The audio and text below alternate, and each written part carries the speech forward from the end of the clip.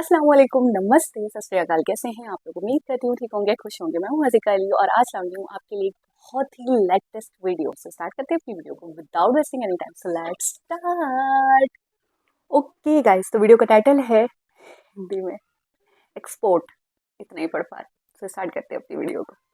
नमस्कार दोस्तों, स्वागत है आपका हिंदी नॉलेज शो में। तो दोस्तों, इस वक्त फ्रांस एक बड़े संकट में घिर गया है क्योंकि इन्होंने इतना खा लिया है कि अब उसे पचाने के लाले पड़ रहे हैं। नहीं समझे? दरअसल जब तक फ्रांस के राफेल लड़ाकू विमान को भारत ने नहीं खरीदा था ना, तब तक दुनिया में इसका कोई नाम लेवा भी नहीं था। कोई इसे नहीं खरीदता था। इसलिए नहीं कि ये अच्छा लड़ाकू विमान नहीं था, बल्कि इसलिए क्योंकि ज़्यादातर देशों को इसके बारे में पता ही नहीं था कि किस प्रकार का लड़ाकू विमान है, कैसा परफॉर्मेंस देगा।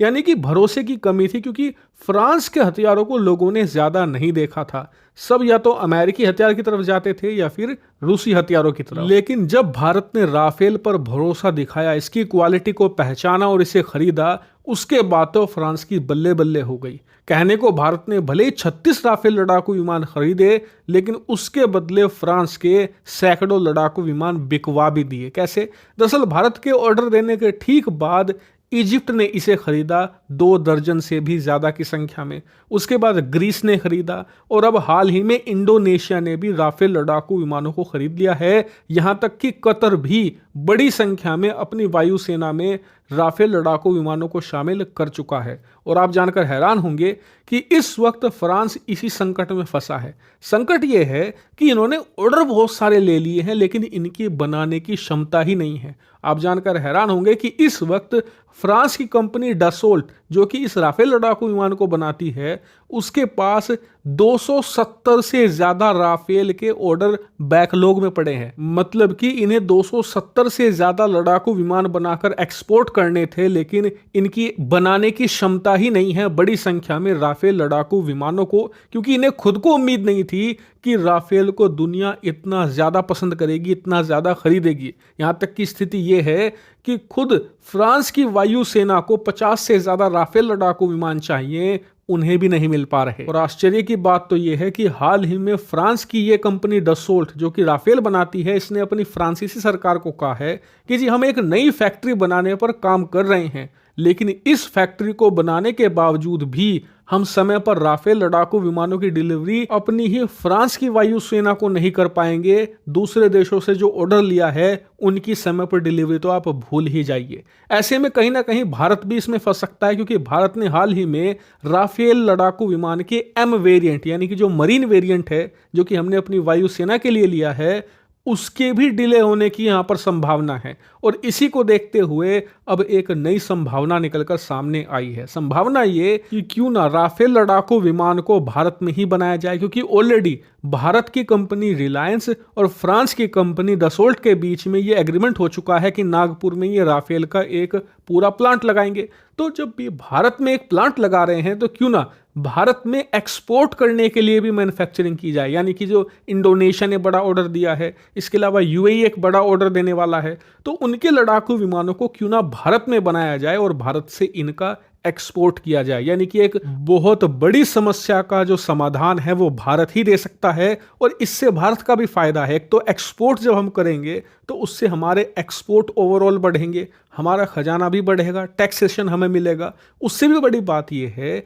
कि हमने जो ऑर्डर राफेल का दिया है वो भी हमें समय पर मिल पाएगा, और भविष्य में हमें और इमरजेंसी में लड़ाकू विमानों की जरूरत पड़ती है। मान लीजिए चीन कुछ गड़बड़ करता है, पाकिस्तान कुछ गड़बड़ करता है, और हमें तुरंत अपनी वायुसेना को मजबूत करना है, उसके लिए लड़ाकू विमान चाहिए, तो हम तत्काल इन्हें बना सकते हैं भारत में ही, और बहुत ही जल्द डिलीवरी कर सकते हैं। और आपको बता दूं कि इस बात पर गंभीरता से विचार भारत से भी ज्यादा फ्रांस में हो रहा है, क्योंकि इससे फ्रांस को बड़ा फायदा है। वो इसलिए क्योंकि फ्रांस ने जो राफेल लड़ाकू विमान के ऑर्डर ले लिए हैं ना, अगर समय पर इनकी डिलीवरी नहीं कर पाए तो उसके बाद इनके दूसरे हथियारों के भी ऑर्डर मिलने बंद हो जाएंगे।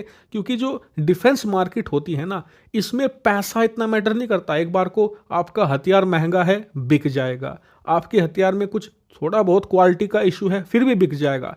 लेकिन अगर आपका डिलीवरी का समय सही नहीं है, आप लेट डिलीवरी करते हो, तो फिर आपके हथियारों के जो ऑर्डर हैं वो धीरे धीरे कम होने लगेंगे। रूस इसका प्राइम एग्जाम्पल है। आज की तारीख में बहुत सारे देश जो कि पश्चिमी देशों की परवाह नहीं करते और रूस के साथ क्लोज संबंध रखते हैं, उसके बावजूद वो रूसी हथियारों को प्रेफर नहीं करते, क्योंकि इस दिक्कत यही है रूस के साथ कि वो हथियारों की डिलीवरी बहुत ही ज़्यादा डिले करते हैं। और भारत ने जब S-400 का ऑर्डर दिया था रूस को, तब भी हमारी सबसे बड़ी चिंता ना तो पैसे की थी, ना ही टेक्नोलॉजी की थी। सबसे बड़ी चिंता थी हथियारों के ऑर्डर के सही समय पर डिलीवरी की। और इसीलिए कहा जा रहा है कि फ्रांस को हथियार मार्केट में अपनी रेपुटेशन बरकरार रखनी है तो एक ही रास्ता है, भारत में विशालकाय राफेल लड़ाकू विमान की फैक्ट्री लगाओ और भारत से बनाकर एक्सपोर्ट करो। भारत का भी फायदा है, तुम्हारा भी फायदा है। हालांकि इस मामले पर जो भी अपडेट आएगा मैं आपको जरूर सूचित करूंगा। Thank you very much for watching video.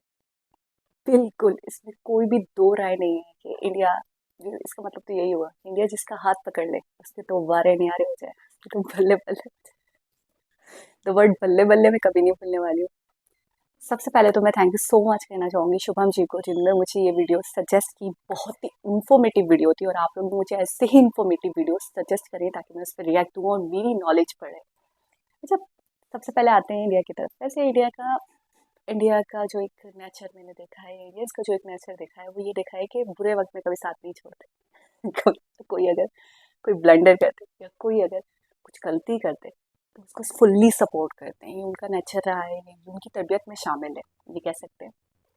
तो मुझे लग रहा है इंडिया 100% साथ देगा फ्रांस का। बहुत, मैं ये कहूँगी कि इसमें ये है कि इंडिया का खुद भी बहुत फ़ायदा है कि एक्सपोर्ट बढ़ेगा। हमने देखा है, मैंने बहुत सारी वीडियोस देखी हैं पहले भी कि ट्रेन्स के हवाले से एक्सपोर्ट करता है, काफ़ी अच्छा एक्सपोर्ट है। तो इस मामले में, डिफेंस के मामले में भी होना चाहिए।